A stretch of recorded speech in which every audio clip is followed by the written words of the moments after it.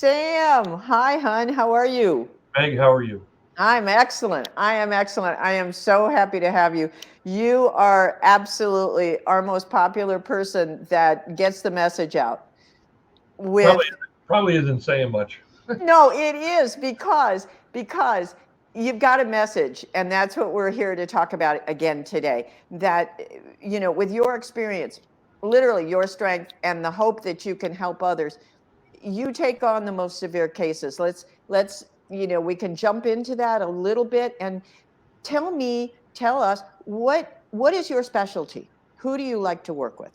Predominantly dogs who have moderate to severe behavior challenges, Okay. right? And that can be anything from just really really fearful dogs, the ones who just hide and don't want to come out, all the way up to dogs who, unfortunately, have bitten another person or another animal. Um, but just because they've bitten does not mean that in every case that we can't work to change how they see fearful things. I take bites on a case by case basis, especially when humans push a dog too much and the dog is left with no other response than to bite.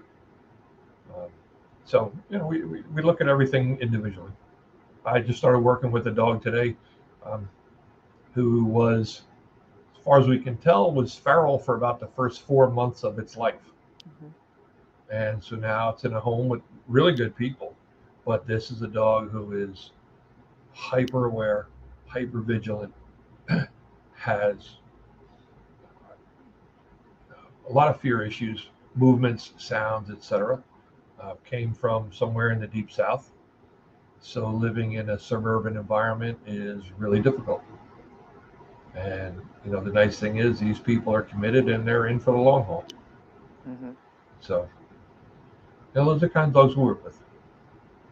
And there's all kinds of feral. There's all kinds of wild. There's all kinds of, I've had the good fortune to work with a lot of puppy mill dogs, a couple of ferals, a couple of the Vic dogs. I'm super excited to work with them because they're dogs that somehow got either misled or got into the wrong environment, and this is who they are today. So yeah, I absolutely believe that we can backtrack and we can, do that elimination of negative memories and overcome. Yeah, go ahead. We know that the negative memories can't be eliminated, but we can hopefully change how they see a trigger, where Okay. they can stop and think, where we can change the trigger into something less threatening or not threatening.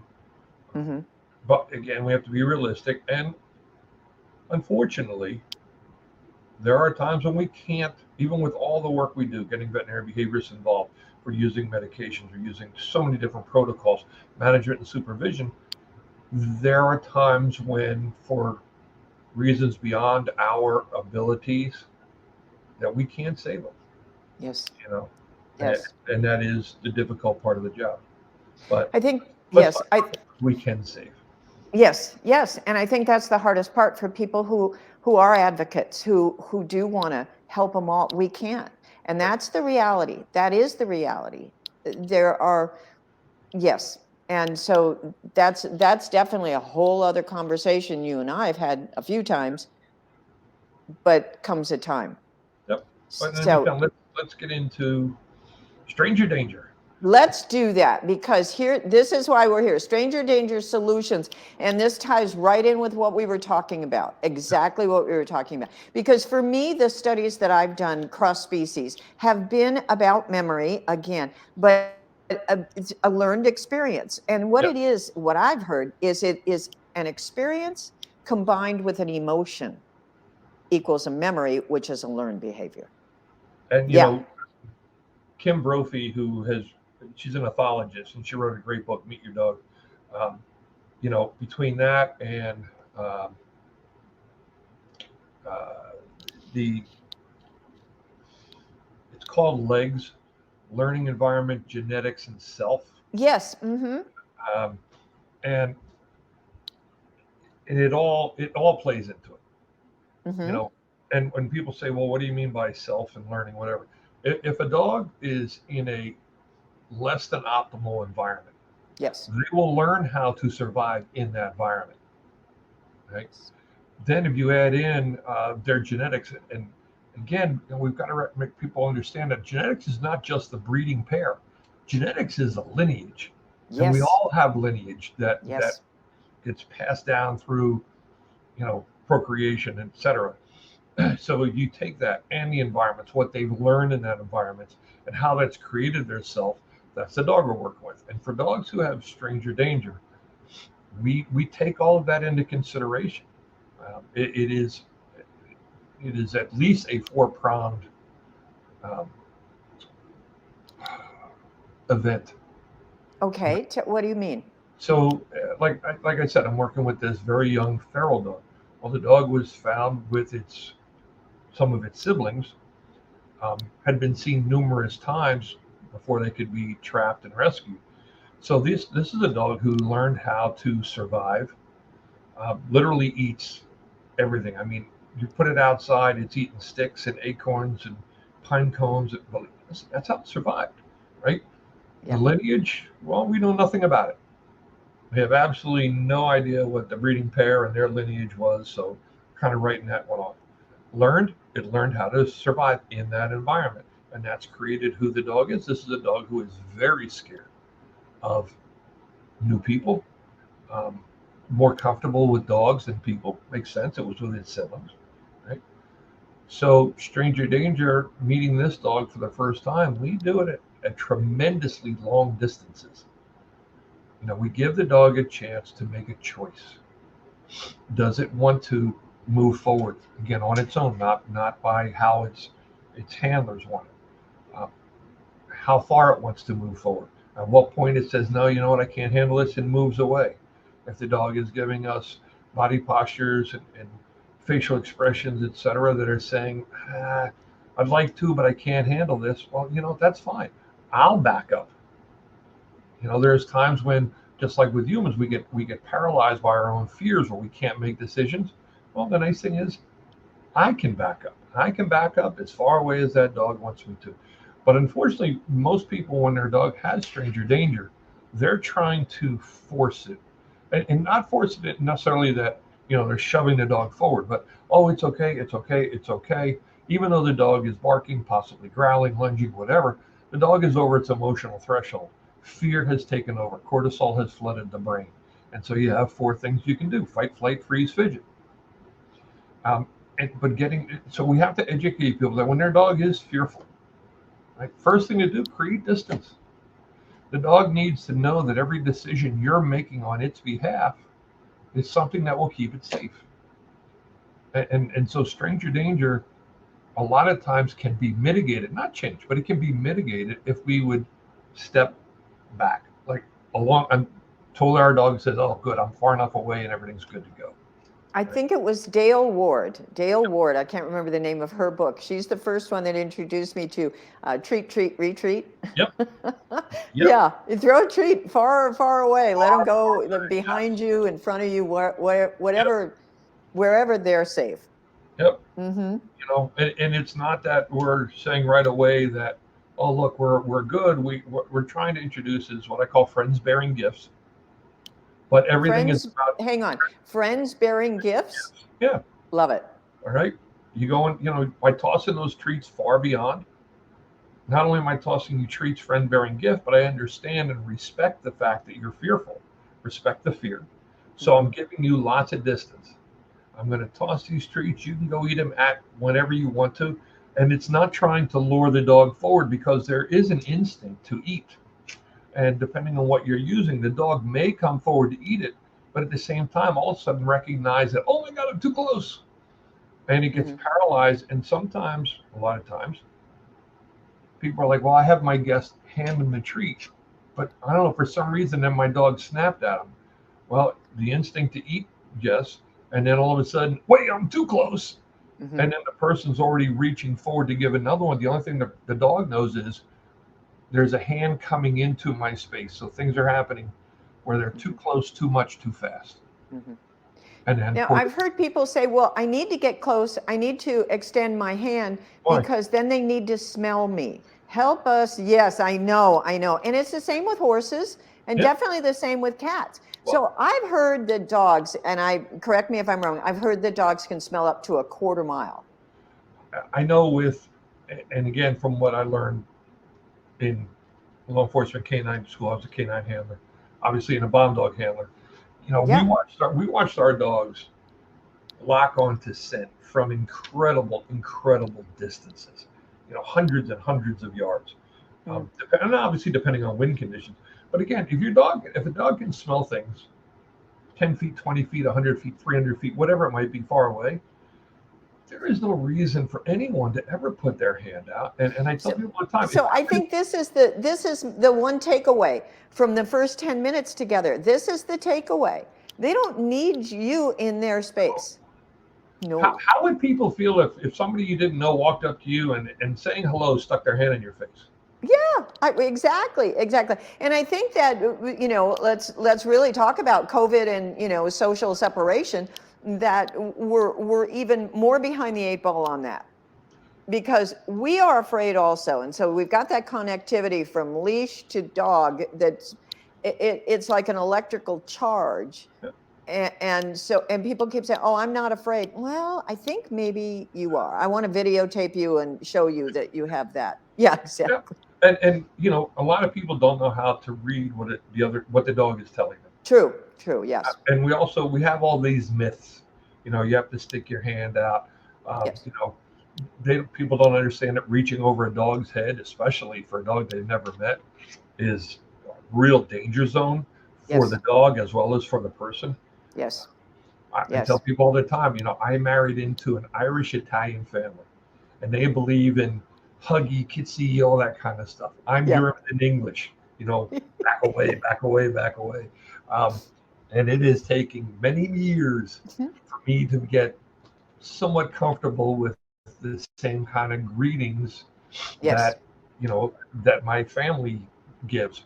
Well, it's the same thing with dogs. And believe it or not, even living with their humans, there are many dogs who like being in proximity to their human, even laying up against them or on them, but they don't Yes. necessarily want to be touched, Yes. True. right? Yes. And so stranger danger comes from, but it starts with the handler knowing that their dog has this behavioral challenge, right? Understanding and recognizing signs, subtle and overt signs that a dog gives when they're feeling uncomfortable, stressed, fearful, right? Being an advocate for their dog also to tell people, stop, you know?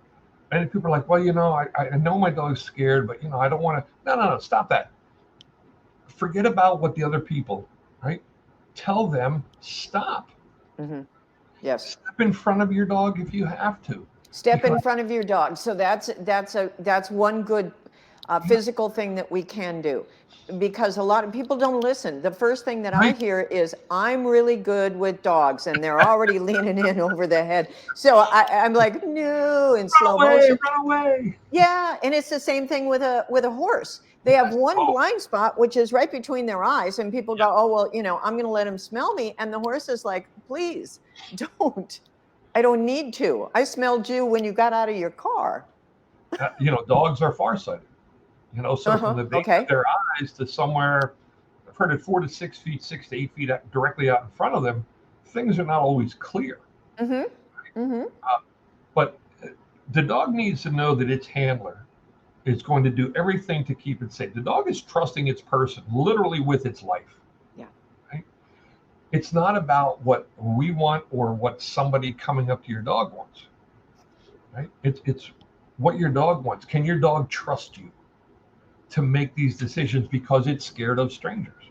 Mm-hmm. And the more often we make good decisions on our dog's behalf, the dog not only begins to trust us even more, but also begins to build confidence. In himself and his environment, right? Okay. Exactly. Yes. Yes. Okay, so they're going to keep me safe. So maybe I'll move forward a little bit to sniff a little closer. And even if Mhm. they do sniff closer, their handler has to be able to say to the person, okay, just because they're sniffing, just ignore them. Don't look, don't touch, don't talk. They're non-entity. Just leave them alone. Mm-hmm. Until a dog shows to an unfamiliar or less familiar person the same uh, postures and things that it does with its people when it wants to be touched, petted, handled, whatever, the handler should be telling people, don't do it. So it's kind of like the handler needs to read the room, needs Yes. to know exactly what the dog's doing, what the person's doing. You know, it's a big job. It's a big job. One huge problem for me and many others I hear about the leash pulling, inappropriate leash pulling. I mean, barring huskies or somebody like that that really loves to pull, who I have seen punished at dog park for doing that. But um, what is the safest, best protocol for literally? I have said turn around and walk faster in the other direction. Well, And there's is all you're kinds of nodding, ways. but is that something? Yeah, go ahead. Yeah, there's all kinds of ways to teach, good leash walking skills. Yeah, But again, for a dog who has stranger danger, yeah. right? As soon as the dog shows any subtle signs of being uncomfortable, and there are dogs with stranger danger, by the way, that will lunge forward, pulling on their leash, barking, growling, air snapping, whatever. Before you get to that, you've got to be able to turn and go. I tell people all the time, turn and go. There's Turn always and go. somewhere Yeah, to go. yeah. Unless you're in a 10-foot alley, there's always somewhere to go. And if that means walking up a neighbor's driveway to get away, turning Mm-hmm, and going, making a turning and going around a corner, whatever, mm-hmm. in the immediacy, that's how you do it. Because in order to change stranger danger, we have to teach with lots of distance, right? So until we begin that process, the best thing you can do is turn and go.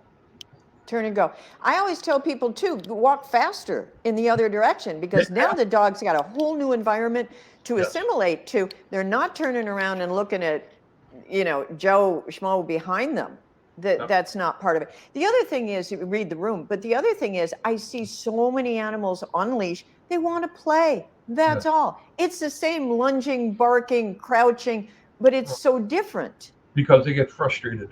Uh-huh. They want to play, but Uh-huh. because they're not allowed to, they get frustrated. Now, it's just like with people. Once people get frustrated, then they don't want to be in that situation, Yeah. right? And we see frustration turn into, lunging, barking, growling with a totally different tone, because I know I can't. So somebody's got to get me out of here, or somebody's got to make that trigger go away.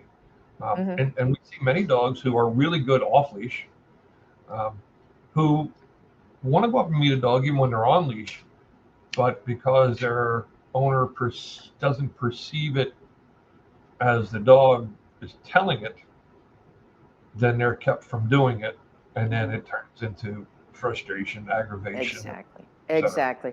And I've heard many people say, we're going to go for a half-hour walk. It might take us 25 minutes to leave the front door. Yeah. Right? The walk is Yeah, not for us anyway, so yeah, yeah, exactly, exactly. So listen, we've already gone 20 minutes. So I'm wondering, is there anything else you want to add on to that? Because we're going to do part two. We're coming right back and doing part two. there's a great book, Annie Phoenix. What is it The called? from the author's name is Annie Phoenix, and her book Uh-huh. is The Midnight Dog Walkers Group, and it's for dogs Midnight. who are reactive, whether it's to people or dogs, whatever Oh, else. So it talks about it in length, but it also gives really great steps, yeah, to slowly changing that. I So love that. out there, it's a really, really good book. The Midnight Dog Walkers, and her name again is what? Oh, you got it on the shelf. And her name was Annie Phoenix? Yep, PhD. Okay. Yep. All right. So here's a pop quiz. If Sam can find one dog book amongst As you can see, 200 dog books. Extensive. Yeah. But anyway, No? that's one of those books that can really help. Okay. All right. The Midnight Dog Walkers. I'm in already. I love the title. Love the title. So yeah. Well, listen, let's do part two. Here we are, part two. So we can I love being able to talk to you about all this because it's like literally, it's like being able to mind read with a dog because that's what you teach. You teach, you know, like we said in the last segment, read the room, you know, read the dog. And I loved, I actually gave a full on webinar at an APDT conference, and it was called Read the Body, Read the Mind. Yep. And That's a great title. yeah, thank you. And we can't get enough of that, right? And the other title that I love, it's in my book, is called Everybody is an Emotional Storage Unit.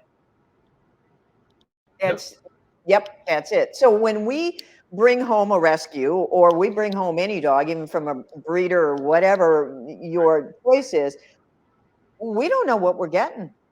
Nope. No, and you can have the best, and literally, there's really great breeders out there of all the different breeds. Okay. Unfortunately, Mother Nature throws a wrench into things. Mm-hmm. You know, that is part of the natural world. Mm-hmm. You know, I tell people all the time, you look at, you know, families who have multiple children, but one is just different for whatever reason. Well, guess what? Mother Nature. It's so when you bring a dog home, you know, first and foremost, even before you get a dog, you've got to have some realistic expectations for the dog that you're looking for, right? If you're a sedentary lifestyle, you're sure not going to go get a high drive working dog. Mm-hmm. You know, if you live in an apartment, you're not getting a Siberian Husky. Um, you know, there's lots of things. So you've got to have those realistic expectations of yourself as well as of the dog. And then you can set goals to work towards, which is it's fun. But you and I have talked about, I mean, really, I think it was last year, I was working with a hound in New York City. A hound living on the 18th floor. And she was ready to get evicted and then didn't want to walk the dog. I said, all of it. And I find that with not even the large ones. I find that I actually had a Bichon in San Francisco, had bit 12 times in one apartment building. Yeah.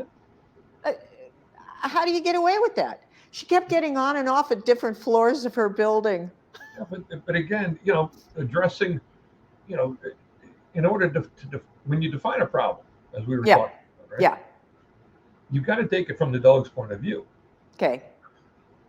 So if the dog like that, when you're talking about, if it's bitten 12 times, obviously the dog is very fearful of its environment.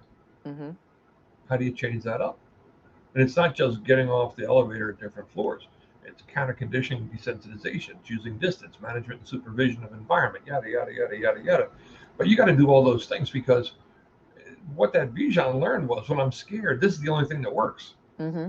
Yes. Because neither my person nor other people are listening to the cues that I'm giving them. And since they're not listening, why am I going to waste my time anymore? Things are too much, too close, too fast. Then this is what I will do to change what's happening.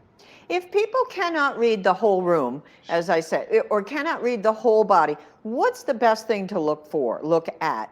Is it posture, movement, hair, ears, eyes, all of Yeah. Having a dog or a cat or a horse or any animal, right? It's learning a whole new language.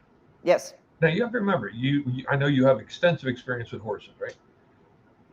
Watch dogs and horses communicate. Watch horses and ducks communicate. Mm-hmm. Right? Watch dogs who love to play in the ocean communicate with sea mammals. They all do it very effectively because so many of their communication skills are the same. We are the outlier. Yeah. Because this is what we do, right? And am I right that it's 3% of what they understand? 3% is verbal, vocal? Yeah. Yeah, because again, vocalization is a secondary form of communication. First and foremost, they use their bodies. Right? But so for us, it's like learning any other foreign or unusual language. You have to study. You have to, you know, say, okay. And listen, you don't have to become, you know, a behavioral expert, you know, type of thing. But for the dogs that I work with, I tell people all the time, I give them really great handouts, you know, I can't think of her name, Chin. I'm Miss Chin with the different drummers. Oh, Sophia? Sophia? That one? Sophia Yin. No, not Dr. Sophia. No, Lily Chin. She does these great drawings of all different things for owners and trainers and whatever else. Yes, that separate, and show the behaviors. Yes. So that people can, and I thought you need to be able to recognize what you're seeing, understand what you're seeing, and then that way you can take the appropriate action to what you're seeing. My goodness, and here I've got to just say this out loud. I might get in trouble. Quit watching YouTube. Or Dr. Google or veterinarian Google or whatever. Exactly. That's the other thing I was going to say. As soon as somebody calls me and says, I don't feel too good, I say, stay off the internet. Do not Google your symptoms. So again, I think that we're Googling and we're looking for answers on YouTube that are not okay. Because I mean, there's some really good ones out there. Listen, okay. You see Kiko Pup. I mean, tremendous stuff. Michael Shikakashio, who does tremendous. I mean, he's world renowned for the work that he does in teaching owners and trainers and veterinary behaviorists and everything about dealing with aggressive dogs. I mean, there's really good stuff out there. And his website, I think, is aggressivedog.com. Yes. Is it? Okay, so I just wanted to give Michael a shout out. Okay. Michael's outstanding. I mean, he's brilliant. And what makes it brilliant is he breaks it down to the level that anybody can understand.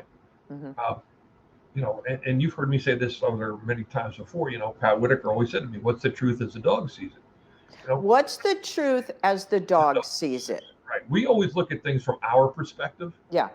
Our value system. Our needs. But that's not how it works. You're not going to explain things to a dog. Right? You can't send a dog to group therapy. Yeah. And as people say, "Oh, I wish my dog could talk." No, really, you don't. No. Because I'm sure that we would all get our feelings hurt many, many, many, many times if our dogs could talk.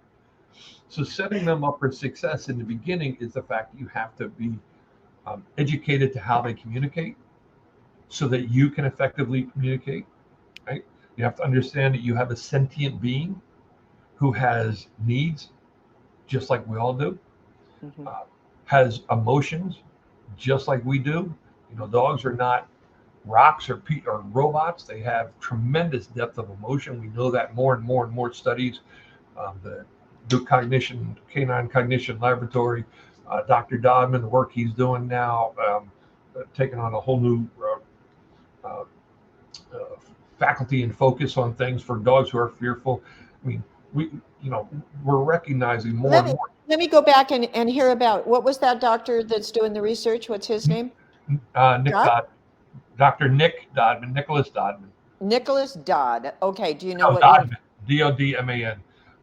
Okay. He headed up the behavior sciences department at Tufts University's Cummings School of Veterinary Science for, I don't even know, 40 years, 50 years, whatever it was. Okay. All right.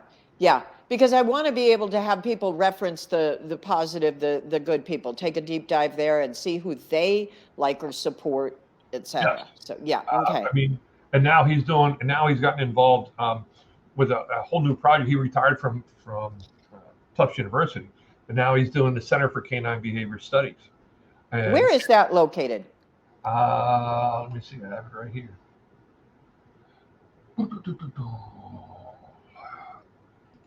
He actually, it's being done through a number of different ways. There's what do you call going on? There's studies going on that are real world studies. There are owner reported studies that are being done. He's taken on just the impact of pre-adolescent training on canine behavior, dogs and light. I happen to have a dog who has light and shadow chasing. They're taking a look at treatments of canine aggression, the effectiveness of pet professional treatment methodologies for people. I mean, all this stuff.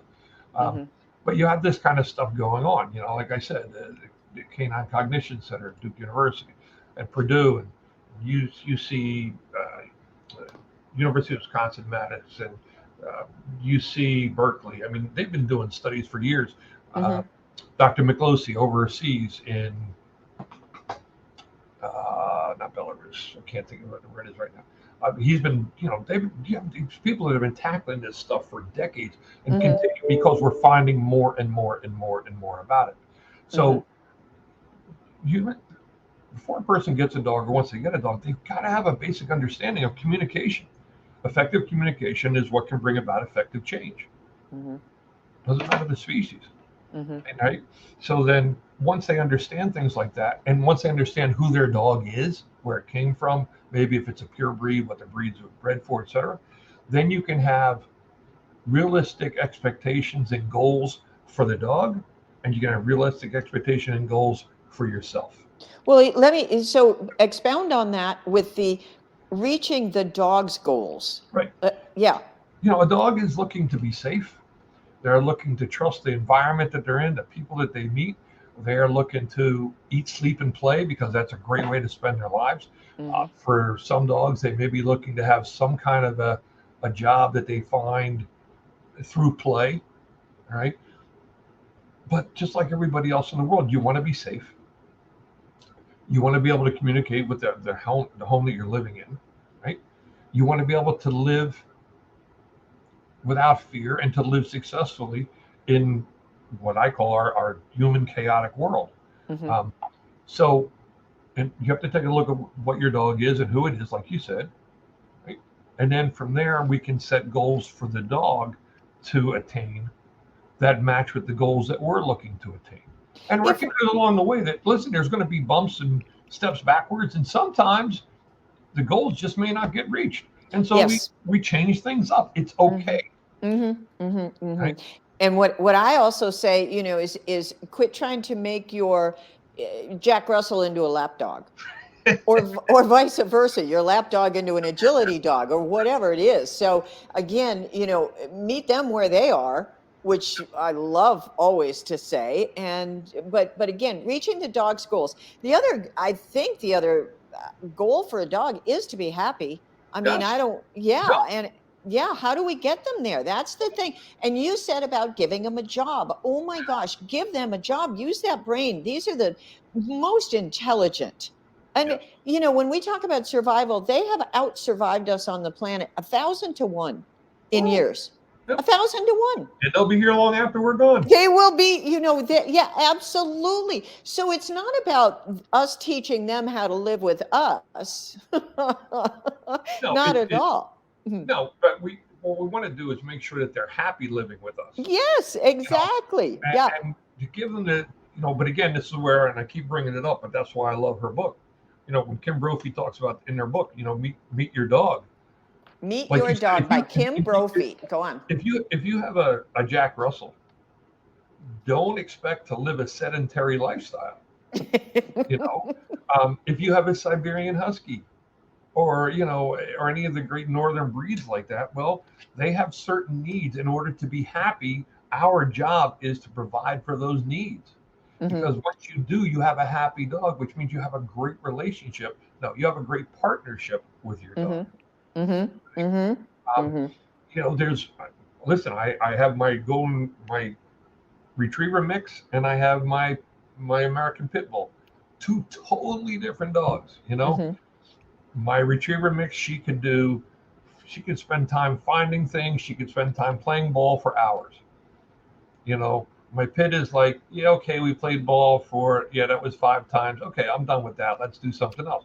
He would Hmm. rather play tug of war. He would rather, they both love lure coursing, have more lure coursing equipment. Hmm. Hmm. So for them, it's a great thing. If you have a German Shepherd, if you have a whatever, understand what your dog is and what your dog likes, what your dog wants to do in order to be happy, and then work towards meeting that goal. Hmm. I tell Hmm. people all the time whenever I have people fill out my questionnaire, it's list 5 things that your dog looks forward to every day, not including being fed. All right. Hmm. And then 5 things that your dog doesn't like. Right. But in those 5 things that your dog looks forward to every day, it's amazing how many people have no idea or only can do like 1 or 2 things. Hmm. Right. And so, again, we want our dogs to be happy. We want them to enjoy living with us. So, therefore, figure out what their goals are to attain that and provide it for them. And so that starts with observing. It Yep. starts with recording. What do they like, et cetera. And again, thinking outside the box. Yep.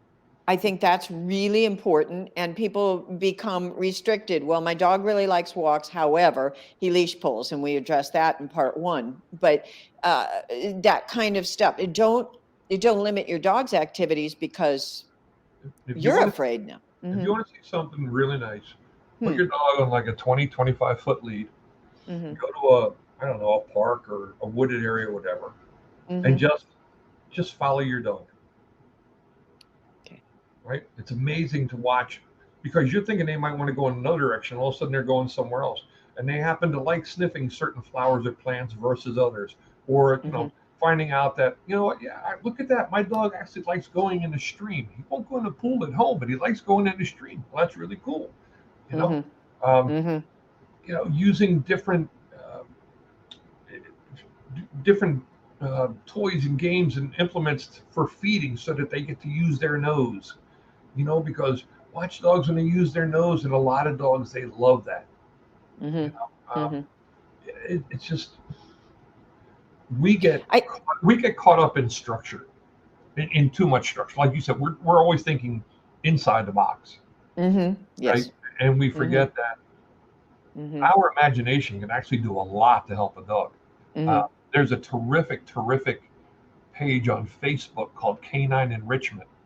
I think there's like 200 or 300,000 people from all over the world. And they come up with all of these different things to give their dogs mental enrichment and physical enrichment. It's a great site. It's amazing how much of the stuff people do on their own. Like they build their own stuff. They make stuff out of like the most, why couldn't I think? I mean, yeah, it's just amazing all the different things. But they're figuring out ways to meet their dogs' needs in order to be happy. I can, that's exactly right. And we cannot pigeonhole them. Like No, we've said, a hound dog on the 18th floor in Manhattan. Wow. How's that working out for you? But it can. it can. If you allow them to sing every now and again, they Yeah. will sing. It's like the huskies that you were talking about earlier too. I do want to just, because we haven't talked about them at all, but flower essences. I want to talk a little bit about homeopathy only because in this regard, it works for both. It works for the person and it works for your animal. Yep. And that for, again, talking about the partnership, relationship, a cooperation between the two. And a lot of times I need to get off my high horse before I'm bucked off and just stand on the ground and go, really, what do you need? What do you need now? Yep. And that's really important to me. You, And then, you know, you well, know, go for ahead. me, I live and die by the calm bomb that you have, Yeah, you know, because right. I wear it for every dog I ever meet. Mm-hmm. Right? Mm-hmm. Um, to me, out of all the essences you make, Magic Spray is Dramatron and Magic Spray just do tremendous amount, and people don't realize, Magic is named after a dog. You and I know the dog, right? Yes. We know the situation it was in. Yes. Uh, we know well, I know obviously the work that you did to find out all the different, all the trial and error stuff to come up with Magic Spray. And Yes. the ultimate was the fact of how much it helped him to Yes. be happier in his life. And this was a dog who had tremendous issues. Mm-hmm, mm-hmm. Um, Yes, and we kept the owner safe. That was the other yes, thing. We kept the owner safe, which gave her confidence. So yep, it was like, and that was around the same time as the Vic dogs, I think, that I was able to work with. And, but again, I think that it's giving them what they need. We call it emotional nutrition. Give them what they need, and yes, they will just be so much happier. And then again, with the people, I think that people tend to lock themselves in yep. to fear their own aggression, their own whatever. And I talk to people all the time and I say, I'm wondering why your dog is so reactive on leash. Well, we got attacked a couple of months ago. The dog was fine. I got bitten, ended up in the hospital. So that is the immediate, like I said, the connectivity between that leash, that person, and the dog. And Well, again, boy, if they can smell us at a quarter mile, they can smell fear. Well, we It, know that they react to the pheromones that our body puts off when we're fearful, as well as our postures, voice, all that mm-hmm, kind of stuff. But mm-hmm, mm-hmm. again, just look what you just said. We react the exact same way. They react the exact same way. Horses react. Everybody reacts the same to fear, right? Slow down, calm down. Slow down. Calm down. Calm it. And again with the calm, I don't want to tell anybody that calm is what we're not looking for the dog to be prone asleep or anything. That's not the calm we're talking about at all. I again gave a lecture at APDT and we called it calm focus 24/7 because that's what we want. We don't, if you want them to go to sleep, that's between you and your veterinarian, meaning, if you want a good night's sleep, Right. or whatever. But again, I think that we can meet them where they are first. So yeah, listen, Sam, about reaching the dog schools, I cannot believe we've gone another 20 minutes. Yeah, I know. But reaching the dog schools, what would be, if we needed to talk generic, yes, it is the study of one, but if we needed to talk generic, and what would be common canine goals that we could facilitate? Your dog to be happy. Okay, good. For your dog to trust. Good, yeah. The decision making, the environment, Mhm. which leads to you being happy, you trusting your dog in various environments and interactions. It's a really good circle, right? Yeah. So, but the biggest thing is, no matter what you're doing, just slow down and calm down, right? There are many times when the less we do, the more we'll accomplish. All right. So just watch your dog. Listen to what your dog tells you. Your dog will tell you, I'm done for today. I can't do this anymore. Or, hey, this is really fun. Let's keep going. Just listen. Listen to your dog. And you help your dog be happy. Your dog's going to help you be happy. And man, it just doesn't get better than that. Sam Wike, I'm going to end there because that was most profound. This is like my Denzel Washington pep talk, when I get in doubt, or any dog owner gets in doubt, we should play that last 3 minutes for everybody. Sam, thank you so much. No problem. Anytime, Meg, that. Okay, let's do this again and again and again, because stranger danger is not going away. It's not, and we're getting complications and ramifications. So we're going to stay on this, and we're gonna help as many people as we can. Thank you, Sam. You got it, Meg. Thank you. You take care, hon. Bye. You've been listening to Animals Inside Out, brought to you by BlackWing Farms. If you know anyone who could benefit from today's episode, please consider sharing it. Also, if you want to learn more about BlackWing Farms and the incredible natural remedies for mental, physical, and emotional needs of animals, go to blackwingfarms.com and enter Animals Inside Out for 10% off your next purchase. Be sure to subscribe on YouTube or wherever you listen to podcasts, and we'll see you in the next episode.